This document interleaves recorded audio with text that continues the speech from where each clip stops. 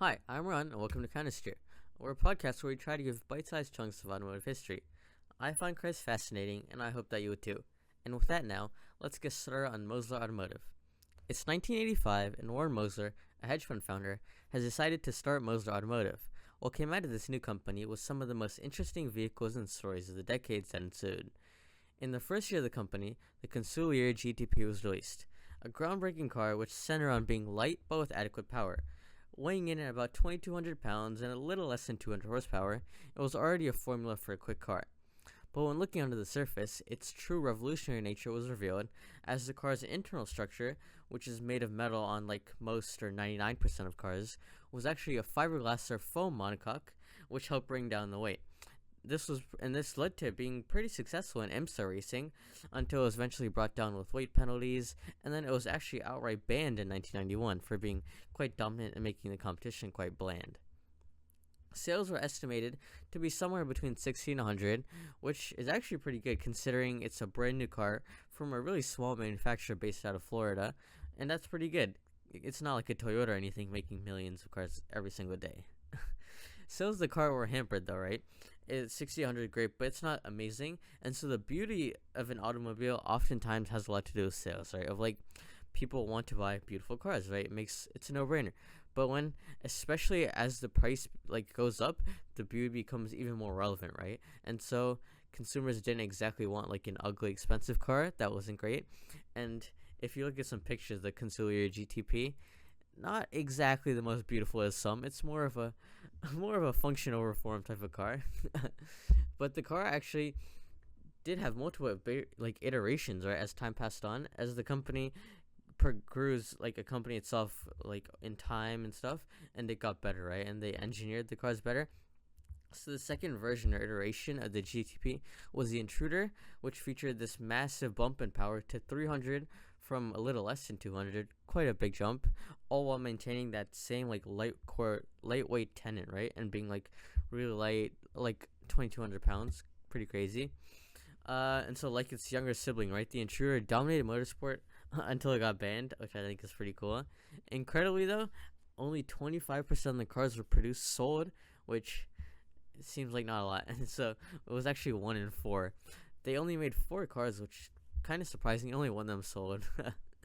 And so the final iteration of this Countersteer derivation basically was the Raptor, which was just an Intruder, but a little less like overhauled but it had this new like split window V-shaped thing, which is kind of cool. You can Google it.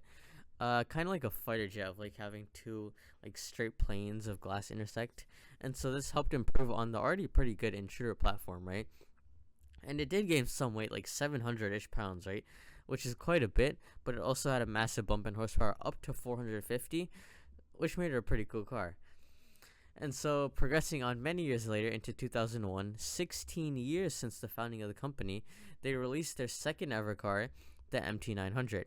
Now, I feel like this car is like amazingly styled and just hit the nail on the head. It's like absolutely jaw-droppingly gorgeous, right?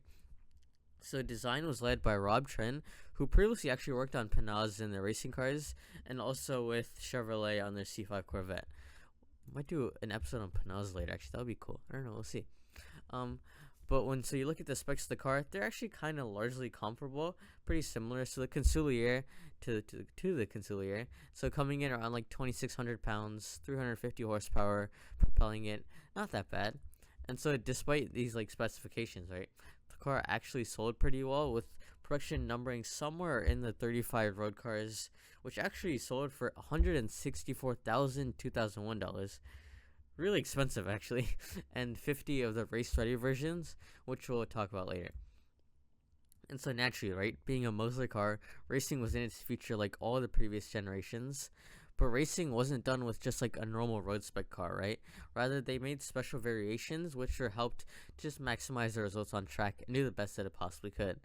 So you have the MT900, which had quite a large history with racing, as there were a total of 5 attempts actually, some successful, some not. Which I don't want to go through like all of them. There's too many. There's like the MT900S. There's an M. There's a GT3. There's way too many. Some renders. Blah blah blah. Okay, but basically they tried really hard to make like an actually good race car like the previous Countersteers, but it was really a mixed bag of results. Some did good, some didn't. There was nothing like jaw dropping or anything, right? Okay, but so one of my favorite like automotive stories in general comes from Mosler, right?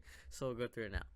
So Warren Mosler, right, founder of the company, during the Consigliere GTP peak when it was absolutely dominating in motorsports, right? He was so confident in the performance of his car that he offered $25,000 to anyone who could drive a street legal production car faster than his on any U.S. racetrack. Any racetrack, okay? Massive challenge, right? 25,000 of his own dollars. So, naturally, right? Car and Driver, the magazine, accepted the challenge, and they pit a 1988 Consigliere GTP Sport against a stock 1991 Chevrolet Corvette. Surprisingly, actually, the GTP lost, with the reviewers later in the magazine calling it difficult to handle and ugly, which I think is pretty funny. And so Mosler then, of course, he argued back of like how the test car was. It was from a driving school, so he argued it was like old out and worn, and like if you replaced the brake pads and a new setup and stuff, they could have won. But Car and Driver declined, right? They had already got their 25,000 supposedly. I'm not actually sure if they got it, but that's whatever.